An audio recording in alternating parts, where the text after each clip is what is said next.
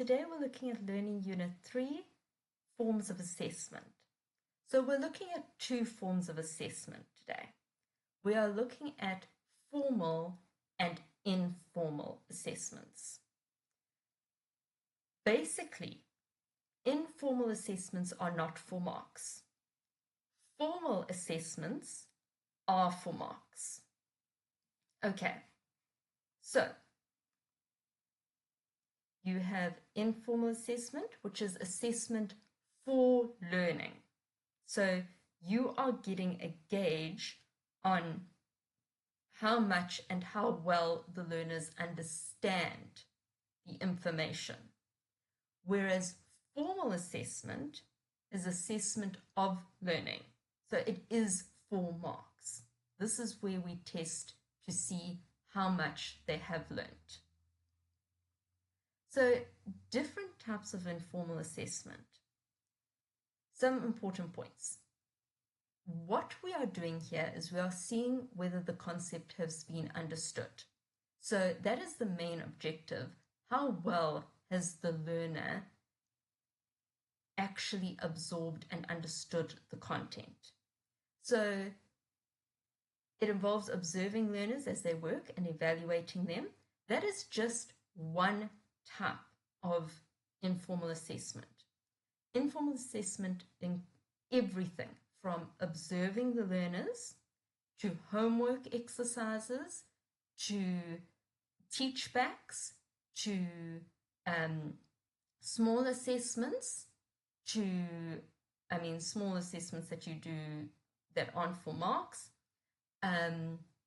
Anything where you are trying to determine how well the learner has absorbed the concepts.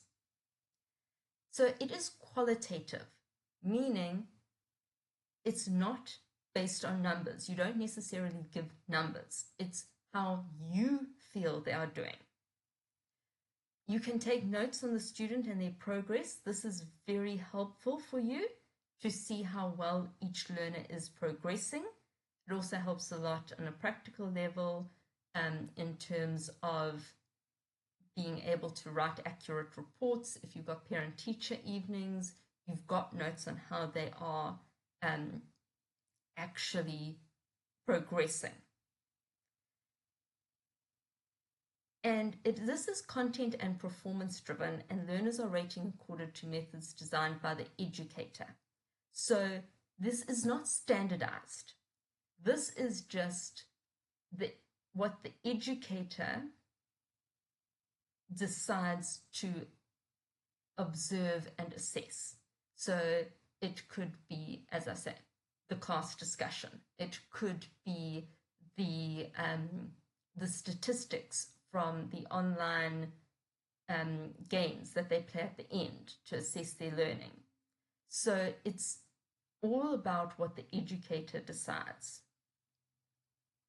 Formal assessments, on the other hand, are the ones that are for marks. So this gives an actual number to the learning. It shows how much learning has taken place. And very important, these are standardized. So every learner in the grade will take the same assessment and will be marked in the same way. So when it comes to formal assessments, you need to have a rubric or a marking memo, the same one that everyone else in the grade has and is being marked by. So standardization, it is for marks. It gives a number to the amount of learning that has taken place. So that's informal and formal